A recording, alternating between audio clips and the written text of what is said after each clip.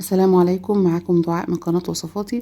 النهاردة هعمل معاكم طواجن كده ام علي بطريقة مختلفة، اول مرة هتشوفوها، كمان لذيذة جدا ومن غير استخدام قشطة تماما، وفي يعني كل مكوناتها موجودة عندك، هتقومي تعمليها ومتأكدة ان الطريقة دي هتعجبكم. شايفين جمال الطاجن؟ كمان وش كريمي جدا وبدون قشطة. تابعوا معايا المقادير وطريقة التحضير.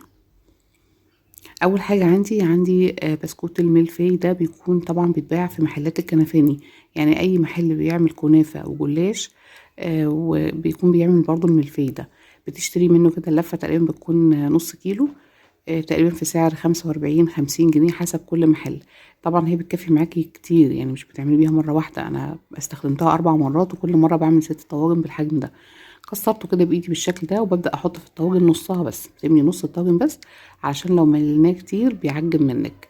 ده عندي لتر من الحليب مغلي على النار، يعني سخن جدا دلوقتي، وضفت عليه كوبايه من السكر، كمان معلقتين من الكريم شانتيه ودي اختياري، معلقتين من الزبده بتديها طعم حلو جدا، ولو ما عندكيش زبده تقدري طبعا تضيفي سمنه او يعني تستغني عن الخطوه تماما.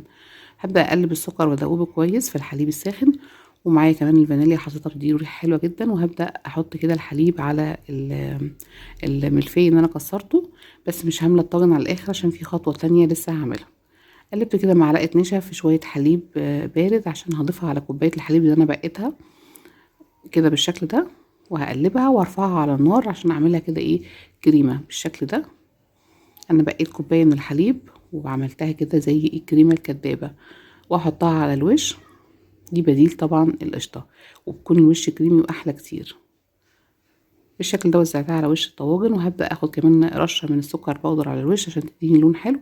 ومش هشغل الفرن تماما، انا هحطه تحت الشوايه فقط، يعني مش هتشغلي الفرن اصلا، هو خلاص كل حاجه عندي مستويه وكمان اللبن سخن. طلعته بالشكل ده وبألف هنا وشفا، عايزه اقول لكم تحفه جدا. لو عجبكم الوصفه وعجبتكم الطريقه، ما تنسوش تعملوا لي لايك واشتركوا في قناتي وفعلوا الجرس، هيوصل لكم اشعارات بكل فيديوهاتي. شكرا ليكم، السلام عليكم ورحمه الله وبركاته.